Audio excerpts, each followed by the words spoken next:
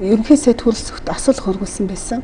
Энэ нь бол юу гэдэг төрийн албан хаагчийн буруутай үйлдэлээс болж одоо хувь хүн улс төрийн албан жишаалтан төрийн албан хаагчид ингээд хохирол яасан бол одоо нөхөн төлбөр төлнө гэж лээ 25 тэрбум баха. Төрийн албаны тухай хуулиар албан үүрэг гүйцэтгэж явах одоо дүүсэн альва одоо нөхөн төлбөртэй мөнгөнд төлбөрийг төр хариуцнаа гэж заасан байдаг л да. Тэгвэл дараа нь нэмэлт өөрчлөлт оруулаад одоо буруутай хэн нэгэн одоо этгээдийн гаргасан буруутай шийдвэрээс болоод тодорхой одоо хөрөл учирсан тохиолдолд тэр хөрөлийг ухаан одоо шийдвэр гаргасан этгээд өөрөө төлж явахаар шийдвэр хуульчилж өгсөн шүү дээ. Бодит байдал дээр төр хөрлийн нөхөн төлөөд идэг яг буруутай шийдвэр гаргасан этгээдүүд нь өөрсдөө тэр одоо хөрлийн барагдуулах чиглэлээр ямар ч одоо төлбөр төлсөн баримт одоогоор байхгүй байгаа.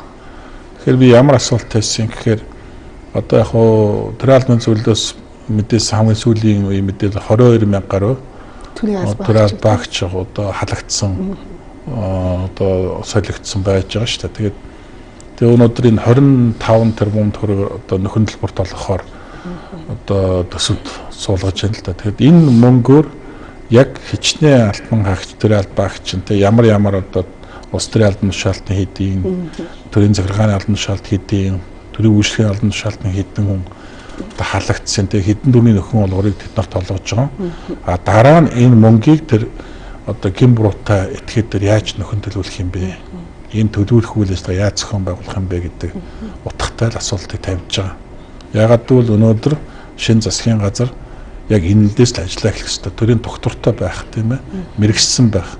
Тэр нөхцөлийг хангах ёстой шүү дээ. Тэгээд сая мэргэжлийн гэсэн тодтолтой засгийн газар маань өөрсдөө одоо мэргэжлийн байж чадсангүй. Дээр нь мэргэжсэн төрийн албаагчдыг олон мянгаар нь ажлаас халсан. Тэгээд энэ бол өнөөдөр өөрсдийнх нь одоо үйл ажиллагааг бас унах гол үндэслэл нэг гол шалтгаан болсон гэж харж байгаа шүү дээ.